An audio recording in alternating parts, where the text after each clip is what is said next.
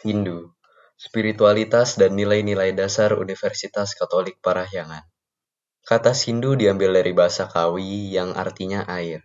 Ibarat air sebagai sumber kehidupan, demikian pemahaman Hindu menjadi sumber kehidupan yang menyegarkan dan memurnikan hidup kita sebagai insan akademis di Unpar. Spiritualitas komunitas akademik Universitas Katolik Parahyangan bersumber pada cita-cita dua pendiri Universitas Katolik Parahyangan, Monsinyur Arens dan Monsinyur Geise. Sesanti Unpar, Bakuning yang mering guna sancaya bakti, yang artinya berdasarkan ketuhanan, menuntut ilmu untuk dibaktikan kepada masyarakat. Semangat cinta kasih dalam kebenaran Kristiani. Tradisi luhur kebijaksanaan dalam masyarakat Tatar Sunda. Nilai-nilai dasar Universitas Katolik Parahyangan berdasar sumber-sumber spiritualitas dirumuskan menjadi 3 nilai, yaitu 1. Manusia yang utuh atau humanum religiosum. Keutuhan itu tampak dalam relasi seimbang antara manusia dengan Tuhan, manusia dengan alam, dan manusia dengan manusia.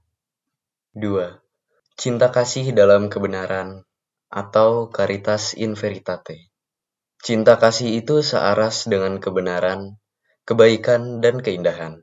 Kebenaran tidak hanya konseptual, tetapi menyangkut tindakan moral. 3. Hidup dalam keberagaman atau Bhinneka Tunggal Ika. Pluralisme menunjung prinsip mau saling mengerti, bukan menentang tetapi mau memahami. Toleransi, dialog yang berarti juga kesiapan diri untuk dikoreksi, dan bersedia untuk mengakui kesalahan serta terbuka untuk berubah.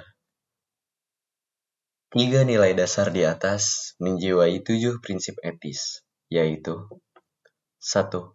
Keterbukaan. Keterbukaan ini memampukan suara hati atau niat tekad kita untuk menerima, mengakui, dan menghormati berbagai bentuk keberagaman wujud kehidupan, keberagaman kebenaran, dan keyakinan kebertuhanan. 2. Sikap transformatif. Selalu mau berubah untuk menuju kondisi yang lebih baik di masa kini dan di masa mendatang. Kita sebagai pribadi dan universitas ditantang untuk keluar dari zona nyaman. 3. Kejujuran. Kejujuran dapat berarti pribadi yang terbuka dan fair, juga memiliki keseimbangan antara pikiran, perkataan, dan perbuatan. Kejujuran itu juga berarti tidak menyembunyikan kepentingan diri, agenda tersembunyi, dan maksud-maksud tertentu untuk keuntungan pribadi. 4. Keberpihakan untuk mengutamakan kaum papa atau preferential option for the poor.